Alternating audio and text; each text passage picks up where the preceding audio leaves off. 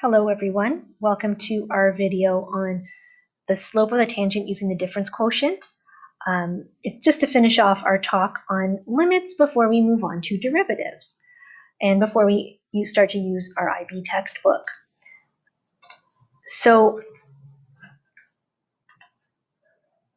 you would recall from last week's lessons that to calculate the slope of the tangent, we estimate a solution by calculating the slope of the secant between a point of interest and a point a very short distance away. And to do this algebraically, we tried to come up with a formula where we let h represent a very small amount, then we calculate the slope using limits. So last week in class, we used a formula that looked very similar to this, except that we didn't have the limit notation. We substituted in different values for h that got smaller and smaller, like 0.01, or h equals 0.001, or h equals 0.00001, etc., and we looked for a pattern. But now that we know how to apply limits and use some limit rules, we can actually say that what we really want to do is make h actually approach 0. So if we apply some of the techniques we've used on limits, we can actually make h approach 0 instead of subbing in different values that are close to 0, but not quite 0. Do not substitute h actually as 0, because in this case, h is the denominator, and if we plug in 0, we're going to end up dividing by 0, and that's a problem in math. So instead, we're going to calculate what's called the difference quotient, which was that slope formula that we came up with last week, but we're going to apply the limit to it. We're going to use all of our limit techniques like rationalizing or factoring until we are able to cancel out the h, and then we can finally substitute in the value of 0 for h. So let's see an example.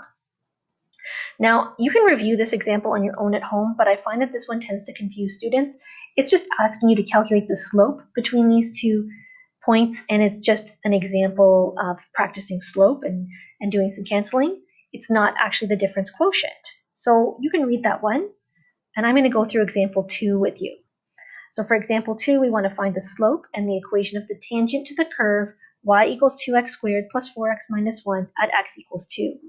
Notice that since x equals 2 is the point we care about, that's the a in our formula here.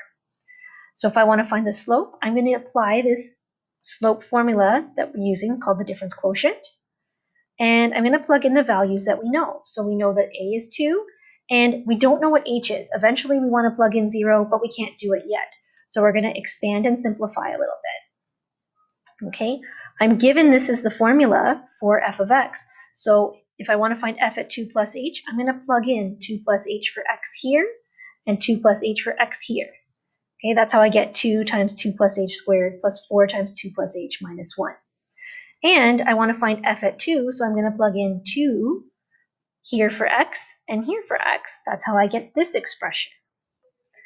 I'm going to expand and simplify. I'm going to cancel out some like terms, and I'm going to end up with this expression.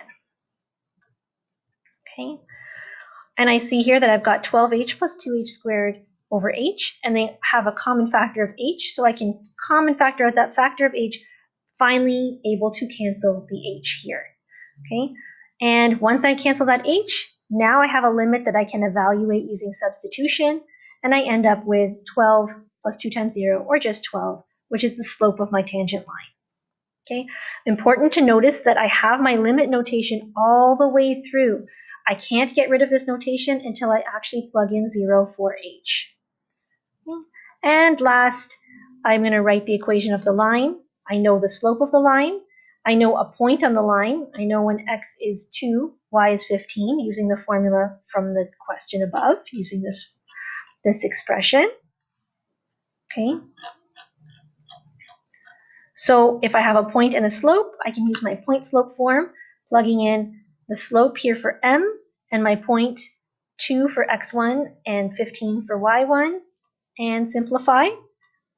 Okay, I end up with the y equals mx plus b form for the equation of the tangent, or I can bring all of my variables to one side and end up with standard form equation of the tangent. Usually IB likes the standard form.